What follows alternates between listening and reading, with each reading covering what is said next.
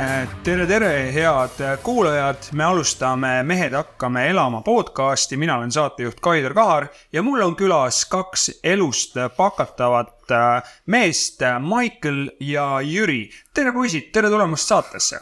Tere, oleme kõik kokku jõudnud, et võtta siis suviselt kokku, kuidas elu võiks kulgeda. Poisid, me peame kuidagi siia ühte saatesse ära mahtuma, meil on selline erakordne koos saade. Mis sa küsisid mult, Michael? Mis ma sult küsisin? Ja sul oli avaküsimus. Avaküsimus. Ma küsin ise siis, kui sa... Küsi sina, see ongi podcasti tegemine. Jüri, ma tahtsin sinult küsida seda, et millal sa otsustasid, et sa hakkad elama, et sa ei löö risti ette mitte millegi? Ma arvan, et see otsus langes juba suht varakult, et juba, ma arvan, vanemate poolt juba, et hakkame toimetama, elame üks päev korraga ja vaatame, mis elu toob. Jüril siis on lihasdüssenni tõbi või kuidas seda...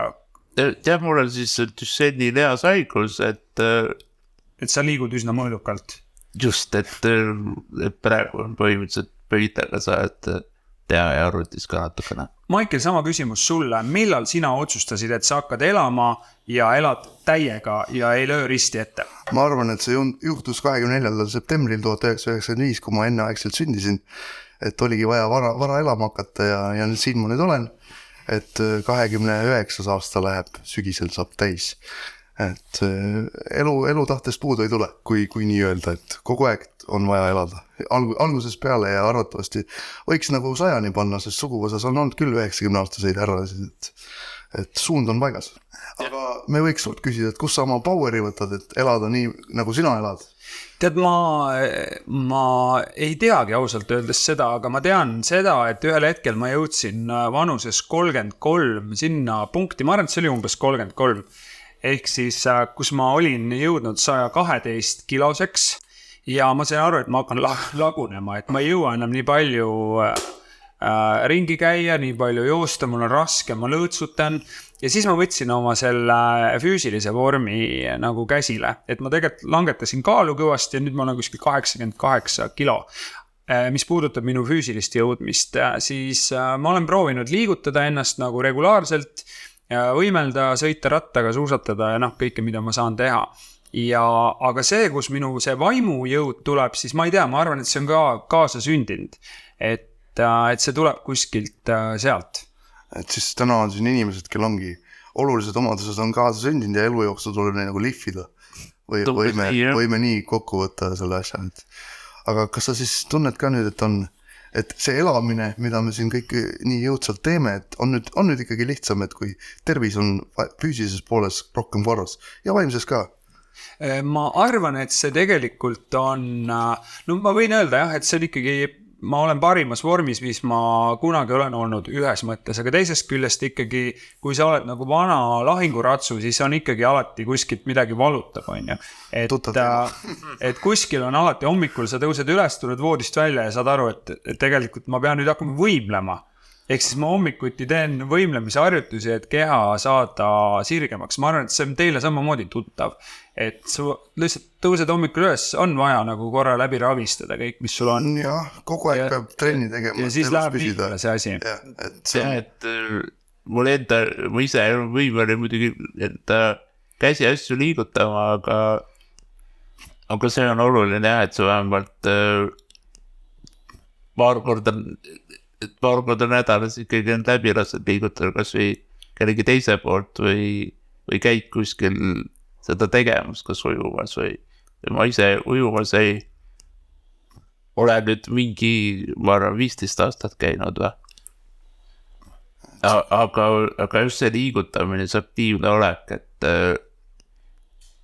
et kas või kodusõite vahel paar kordagi nädalas oleks põhjust välja tulla, et see pidev taasistumine, see väga hea, et nakkasest ei tule. Michael, sul on sama, et kui sa tahad liigutada, kas sa saad ise teha mingit trenni või on sul... väga kõvasti. Mida sa saad teha, Michael? Teha trenni, et mina olen endale koju aretanud sükese jõusaali, kus on lõuvatõmbekangid ja palju hantleid ja kummilinte ja käekspandereid ja igasugu muid huvitavad asju, et ma olen selles suhtes üsna tegus inimene, et ja hommikuti trennida ongi kõige parem tühja kõhu peale, et kui sa sellega ära harjad, mul on poksikott, siuke jala peal seisev nurgas, et mul on ainult see, et iga aasta ostan ühe huvitav asja juurde, et katsun ennast piirata, et treeningvahenditega nagu liiga hulluks ei läheks, et sa kasutaksid kõike optimaalselt ära.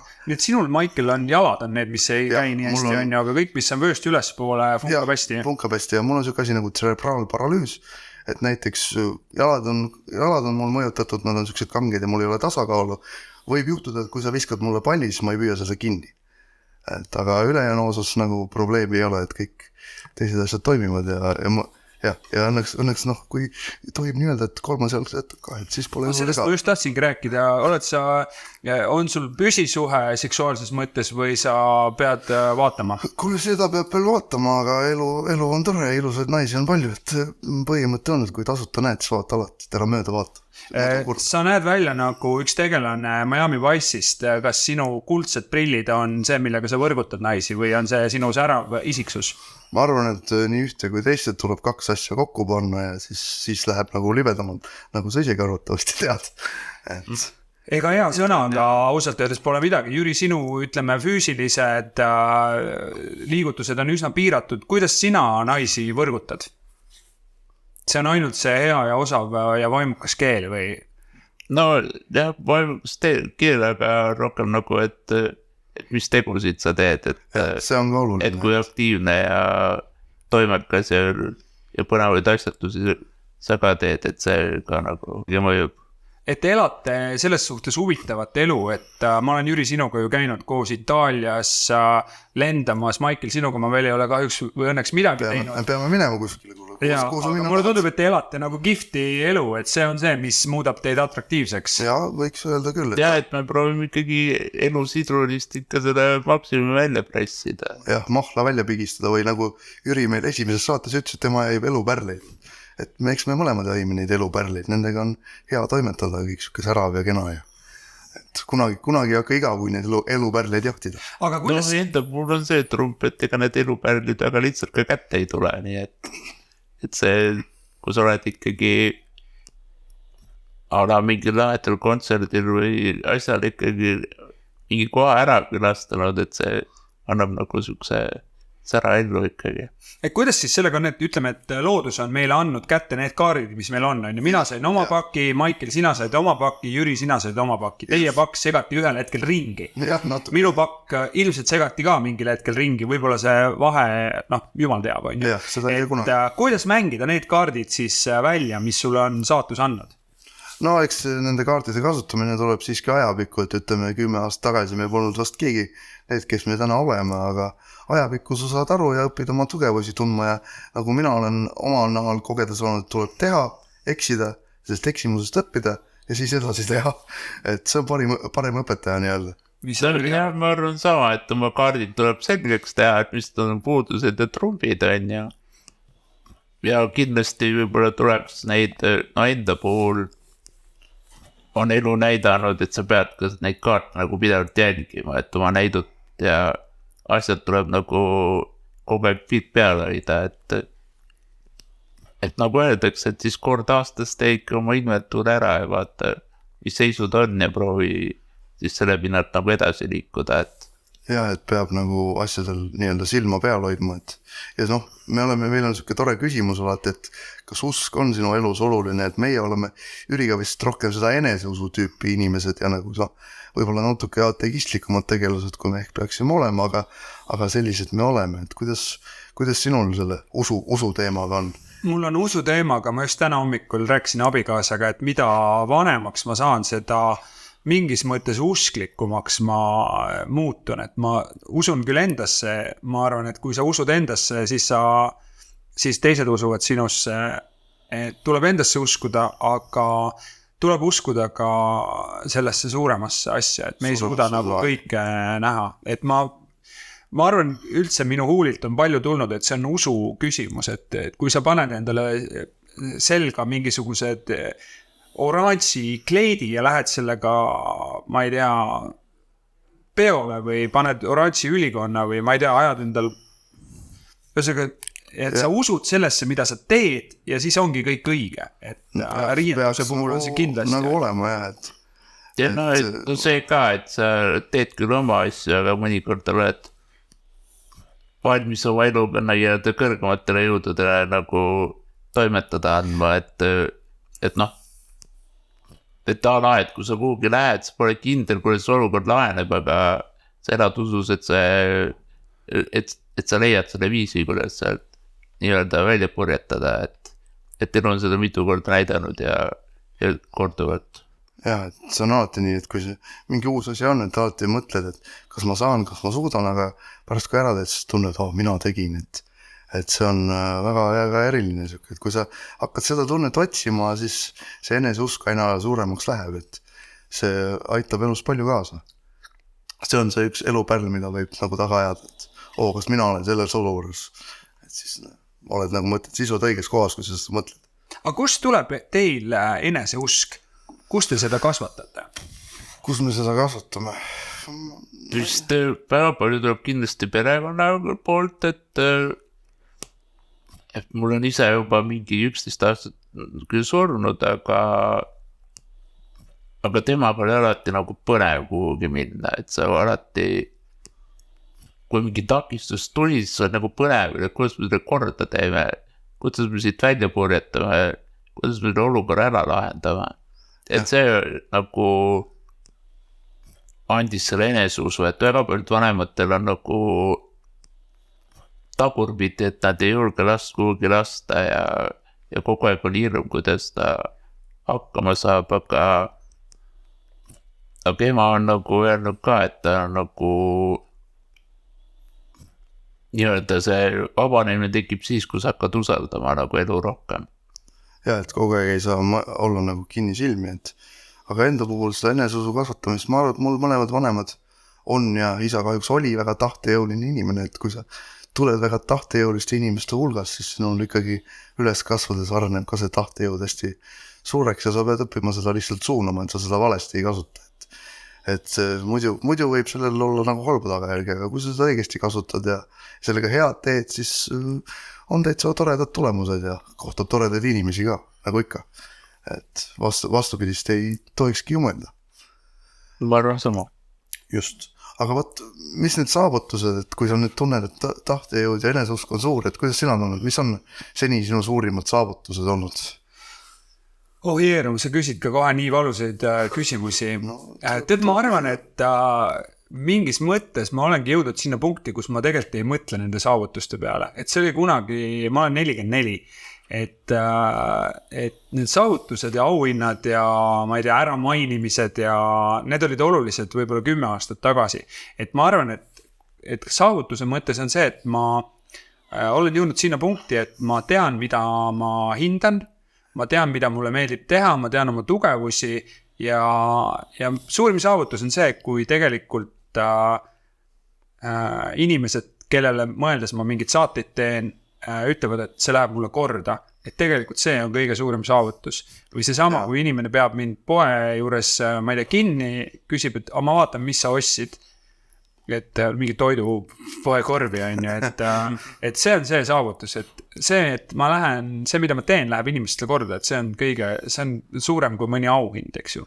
Jah, me saame vist saatejuhi seisukohalt sinuga Jüri sama öelda, et see meie saade elab kuskil oma elu ja me kuuleme aeg-ajalt, et kuskilt, me kuulame teid, et see on nagu nii vahva, et see tunne jah, et kui keegi ikkagi tuleb juurde ja ütleb, et ta reaalselt nagu kuulab ja on meid jälginud, see on nagu päris huvitav, et me ise ei pane tähele, jah. Me ise vist nii teadlikult neid numbreid ei vaata. Ei vaata, ja ma ka ei vaata, et ma küll näen neid, aga ma väga nende tähelepanu ei pea. Aga kui sa küsid saavutuse kohta, siis ma ütlen, et tegelikult ma sain ühe väga laheda saavutusega hakkama mõnes mõttes on see, et ma arvan viimased 1,5 aastat üle päeva teinud trenni. Tubli. Ja ma käisin doktor Viigimaa juures koormustestil ja ma sain testist läbi. See on väga hea. Ja ma sain tulemuseks, et mul on päris hea vastupidavus, ehk siis koormustaluvus on hea. Et ma arvan, et see on tegelikult ülikõva saavutus. See on väga kõva saavutus. Et see, ja mitte see, et ma nüüd sinna jõudsin, vaid see, et ma alustasin sellest olukorrast, kus see ei olnud nii hea. Ja. Et tegelikult on võimalik oma elus muuta ja ütleme, meie saate nagu meie saate üks nurgakivisid on see, et kui sa ei ole rahul oma eluga, olgu selleks su füüsiline tervis, vaimne tervis, ma ei tea, suhted, mida iganes, miski häirib sind, siis alati on õige päev teha muutus selles suunas, mis sind rahuldaks. Ehk siis, et see on täna, praegu on sinu eluaeg. Ja, et ega seda eluaega nagu juurde ei tule, et paljudele meeldib öelda, et õigel ajal juhtub kõik, et mina lähtun ka nagu loogikast, et see õige aeg on nüüd ja praegu, et seda õiget aega ei pruugi alati nii palju olla, kui me arvame. Ja võib-olla nüüd tuleb silmas pidada seda ka, et iga päev tuleb siis nii-öelda see väike liigutus ikkagi sinna suunas ära teha. Sest kunagi ei tea, kui sinu nii-öelda need liigutused lõpuks selle pusle kokku panevad, on. Aga kui sa ei ole neid eelnevaid liigutusi ära teinud, siis see pusle kokku ei lähe ja seda võimalust sulle ellu ei teki. Ei teki, jah. Et alati, kui otsida seda, ma ootan, vahel on see, et ma tahan, et oleks ideaalne olukord mingi asja tegema, ma tahan, et ma ei tea, päike oleks selline ja oleks hea romantiline muusika ja ma ei tea, mingi haruldane loov jookseks üle mingi asja, vaat siis ma tunnen ennast õnnelikuna. Tegelikult nagu, mis takistab meil praegu olla õnnelik? Ja kui midagi takistab, siis muuda seda. Ja võib-olla tulebki nagu see Kaidar välja tõid, et 10 aastat tagasi oli, et saavutused nagu mingi teema on ja.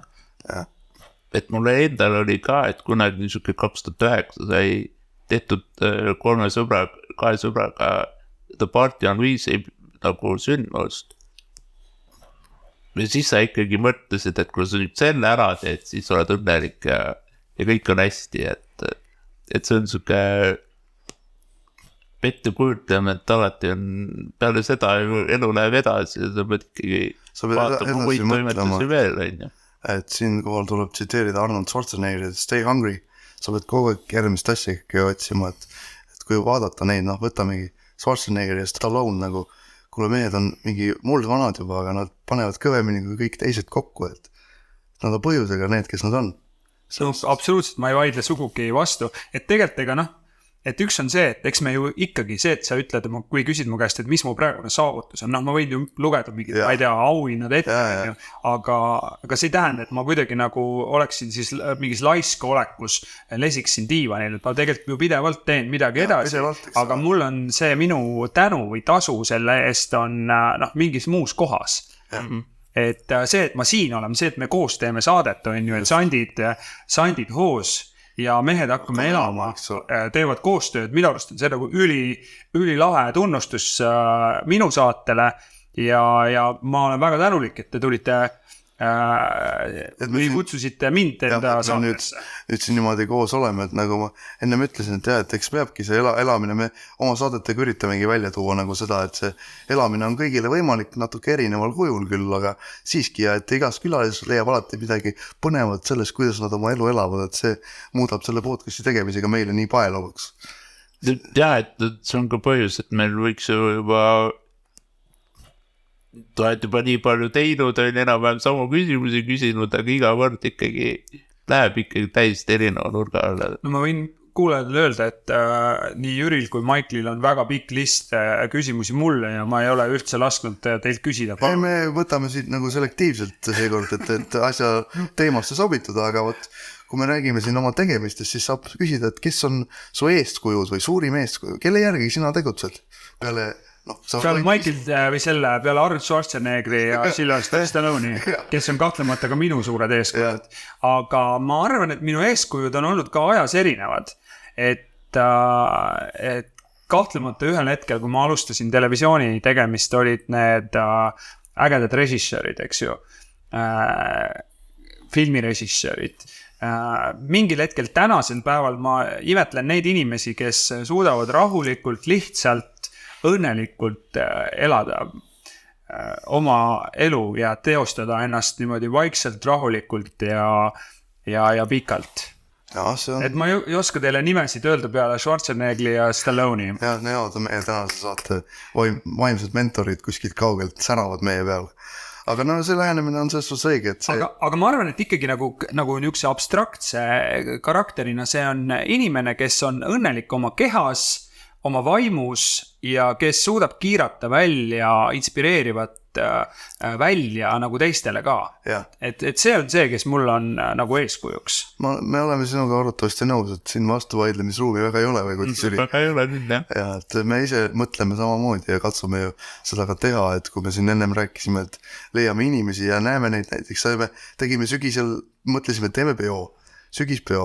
Ja siis tuli seesama tuba siin rahvast täis ja vaatasime, et ohoh, nii palju toredaid inimesi, Jüri teadis vist rohkem inimesi kui mina, aga et nii vahva on näha nagu, et inimesed tekivad, mõtlevad ise ja me saame neile olla eeskujuks.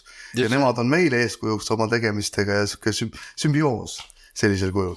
Et see oli jah nagu lahe, et sul käisid nagu külalised, kes oli nagu, kellel oli mingi suke muusikakurmaanu, siis tekkis nagu see peoidee ja peale esimest pidu kohe kõik ütles, et lahe, teeme veel, et tehke veel.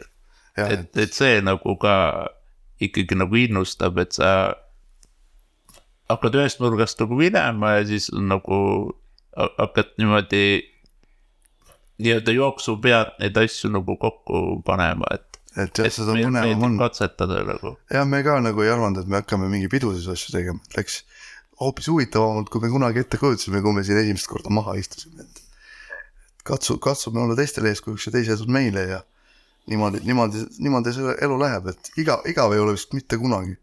Ma küsiks võib-olla sinult seda, et meil on üks selline vahva küsimus, et mida sa teeksid 1 000 000 euroga enda ühiskonna heaks? Me küsime seda igalt saate külalised, me ei saa sind ära lasta ilma, et me seda küsiks. Kui mul oleks 1 000 000 eurot, siis kui ma mõtlen enda peale, siis ega mul on kõik, mida ma nagu tegelikult vajan, on olemas, et sa võid osta endale uusi asju või paremaid vahendeid või aga ega sellega nagu minu elu suurt ma ei tea. Aga 1 000 000 euroga ma arvan, et saaks ikkagi teha ühiskonna jaoks 1,2. Ma arvan, et hetkel on see, mida ma teeksin, on see sama puht, kuna ma olen pannud väga palju energiat sellesse, mehed hakkame elama saatesse, sellesse, et meil on podcastid, et me arendame oma veebi, et meil on telesaade, et võib-olla ma kasvataksingi seda sama mehed hakkame elama platvormi, et lihtsalt tekiks üks selline keskkond, kus koha peal mehed saaksid, ma ei tea, tuge, inspiratsiooni, nõuandeid, jagada oma kogemusi, et see mehed hakkame elama universum nagu saaks paisuda ja laieneda ja ka kuidagi konkreetsemaks muutuda. Et see on see, kuhu ma paneksin selle lihtsalt puht seda, mida ma olen praegu teinud. Et see on nagu aga mida teie teeksite? Me oleme Jüriga rääkinud seda vist, et meil puudega inimeste kogukonnas on nii, et naiste peal on hästi palju rõhku ja see on hästi oluline, aga meeste peal on seda rõhku nagu vähem. Ma toetaks ka nagu seda Kaiduri sõnumit, et ma arvan, et nii minu kui Maikeli kogemus enda isadega on ja, et see on tõesti väga oluline aspekt, millele tähelepanu pöörata. Et mehed julgeksid kogu aeg käia nagu kontrollis, tegeleda oma tervisega. Tegelema peab. Ma küsin korra lihtsalt väga valusalt, Jüri, millest su isa läks? Minu isa suri põhimõtteliselt põiekasvajasse ja see... Kas see oli ennetatav? Tegelikult oleks ennetatav olnud, aga perearst või keegi ei märganud õigel hetkel ja kui juba asjaks läks, siis tal oli juba nii-öelda selgroos ja igal pool ja ta läks suht ruttu, et tal oli seljavalu ja siis poole aastaga ta oli põhimõtteliselt läinud, et... Maikel, sulle sama küsimus, millest su isa läks? Minu isa suri dementsusesse 80 aastat eelmisel aastal, et kui sa küsid, kas on ennetatav, siis geneetilised testid näitasid, et see asi ei olnud geneetiline, see on elust tulenevatest, ütleme, traumadest, mis on olnud, et seda kahjuks niimoodi ennetada ei oleks võimalik. Siiski kindlasti oleks olnud võimalik, et kui inimene oleks nagu teadvustanud endale, et tal on olnud traumasid, nendega tegelenud õigel hetkel ja siis läbi selle ise elanud nagu rahulikumalt, mitte nii närviliselt. See oleks kindlasti ailanud. Nii et ikkagi see sama mehed, võtke ennast käsile, hoolitsege oma lähedaste, oma poegade, isade, onude, vanaisade eest ja märgake. See on just jah, see oluline sõnum, et see, kui sa nüüd end ruttu nagu ribadeks nagu tõmbled perekonna nimel, aga vast meile kõigil on oluline, et sa oleksid et see mees isa oleks meiega võimalikult pikalt, et me saaksime temaga jagada ühiseid rõõme ja saavutusi, et enda isa puhul ka, et ta näiteks ei näinud, et ma ülikooli lõpetan või mida iganes, et see oleks väga oluline tegelikult olnud. Et oleks saanud siis et mehed saaksid oma tööviljuga hiljem nautida, mida nad oma pereliikmetesse või peresse panustanud on. Või ütleme ka seda, et kui meie Jüriga oleme liikumispuudega mehed, siis ega see ei tähenda, ma olen alati ütlen inimestele, ega mul liikumispuudet ei ole, mul tegelikult tervis on jumala korras. Jah, ma tunnistan ausalt, ma arsti juures väga ei käi, aga ma panustan aega läbi paastumise, läbi trenni, läbi toitumise. Et see, et sul on liikumispuue ei tähenda seda, et sa ei võiks midagi teha või nagu Jüri, kes on olnud varasemalt aktiivne, nüüd mängib potšat, eks ole, kogu aeg toimetab midagi, et kogu aeg peadki midagi tegema ja toimetama, mis sind hoiab vaimses ja füüsilises mõttes nagu tervena, et see, kui sul isegi on liikumispuue, mis tahes kujul, jah, on kujusid, kus tõesti ka liigutada ei saa, siis on arusaadav. Aga kui sa ikkagi midagi teha saad, siis tee nii palju, kui sa saad sellisel kujul, kuidas sa saad, et olla ise see mees, kes saab kaua ja tervelt elada. See ei tähenda seda, et sa pead oma elu hakkama otsast hävitama, kui nüüd nii on, nagu on. Aga sa ise tõstsid selle küsimuse, kuidas teil on meelemürkidega, kas teil olete te mõne asja orki sattunud, teed sa suitsu, jood, sa tarbid sa narkootikumi, Michael? Ei tarbi, ma võtan ainult siis klaasi kanget viskid, kui on matused või mingid siuksed asjad rohkem. Ülejäänud aeg mul seda vaja ei ole, suitsu ma pole teinud, narkootikume pole päris elus isegi näinud, nii et väga kurb elus ja on iga hommiku smuutis, ei ole igav. Jüri, kuidas sulle on? Oled sa jõudnud oma elu jooksul? Suits ei ole teinud, aga alkoholiga on ikka tutvus tehtud, et enamasti küll ikkagi oled sõpradega koos ja niimoodi, et oma ette mitte väga. Jah, mina kasutan näiteks ongi, et kui mul on mingi dramaatiline keeruline olukord, ala keegi sureb ära või midagi, siis ma võtan teda nagu rahust, et võtan oma ühe klaasi, joon ära, lähen kohe magama. Ja mul ei ole järgmine päev, mul on kodus väga kena baarikapp, vanemad on aastaks kogunud kõik. Ma olen üksi tihti kodus, aga ma ei lähe sealt kunagi midagi võtma, mul ei ole seda vajadust. Et kui seda vajadust ei tekita endale, siis sa elad ilma selleta väga hästi ära. Et kui ma olen kuskil peol, mul ei ole lõbusa töö saavutamiseks üldse alkoholi tarvis. Et see pead nagu lihtsalt oskama olla lõbus kui ilma selleta. Alati on tore olla peol, aga tüütu on see, kui purjus inimesed tüütavad, et kui sa ise oled kaine ja pead purjus inimesi pareerima, see on kohati humoorikas, kohati väsitab ära. Mulle meeldib ikkagi natukene vekutamas käia, et olen käinud siin igasugustel veinikoolitustel ja nii-öelda džinniga ja nii edasi. Et mulle vekutada meeldib. Jah, Jüri on suke... Et just mitte selle nimel, et purju, vaid lihtsalt see elamuste kogumine.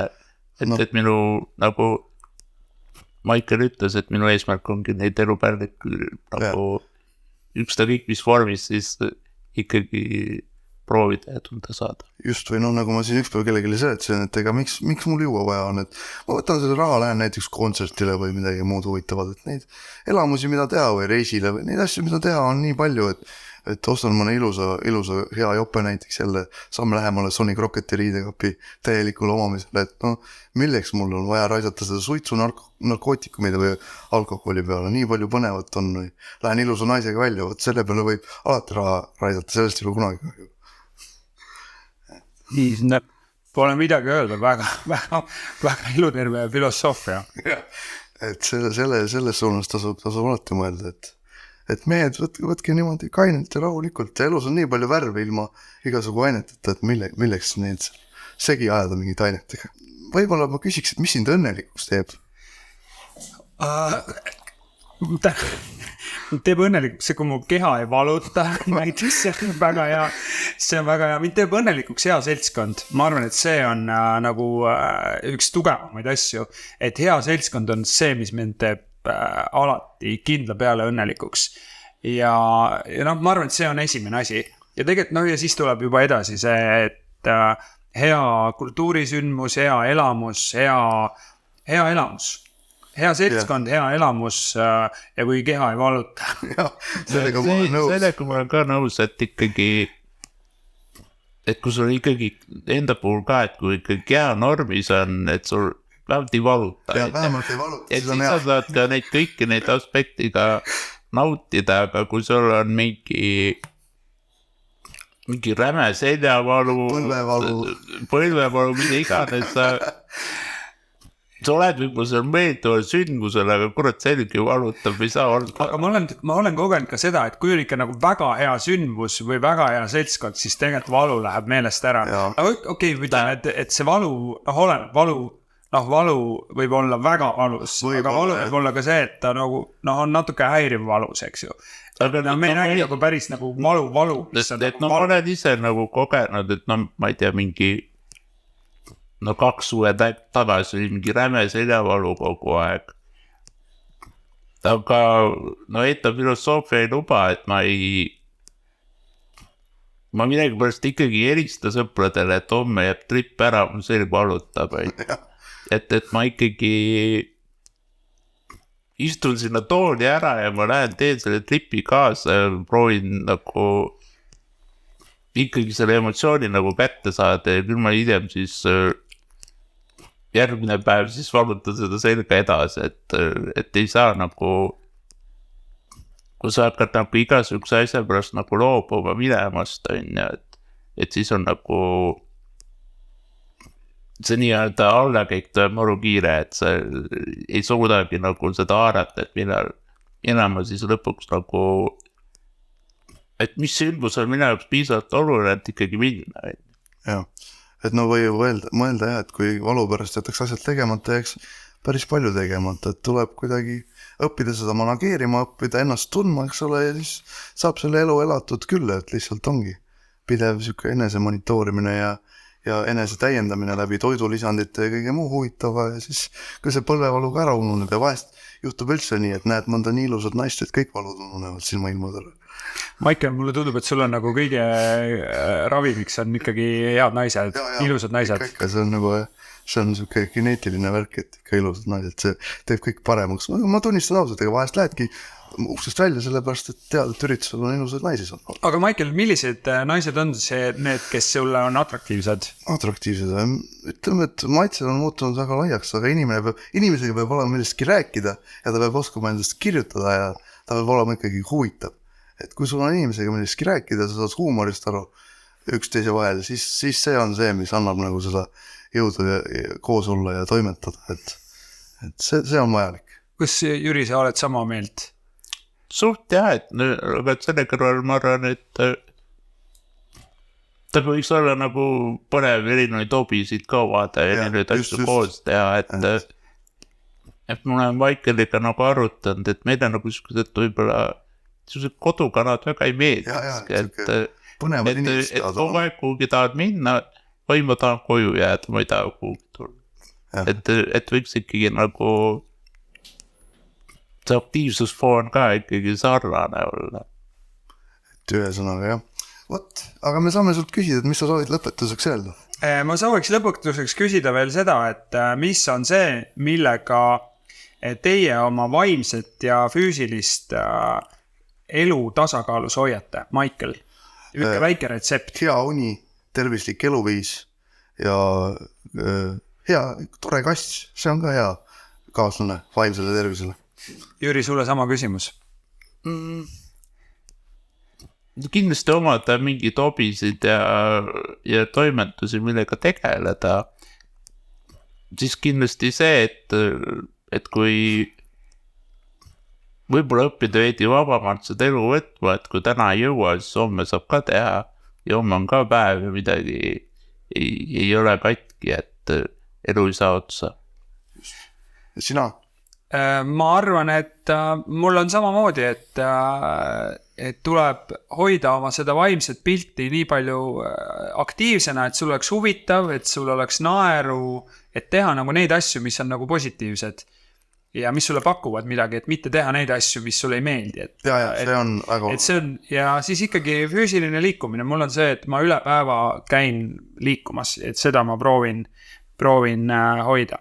Just, aga sellel puhul saamegi öelda, et hoiame hoogu üleval ja elame tegusalt ning vaatame, mis meie tegusalt elamine meile veel edaspidi toob. Aitäh, Kaido, et ühinesid meiega täna ja lasid meil enda saatesse tulla, nii et siuke tore ring ütleme niimoodi.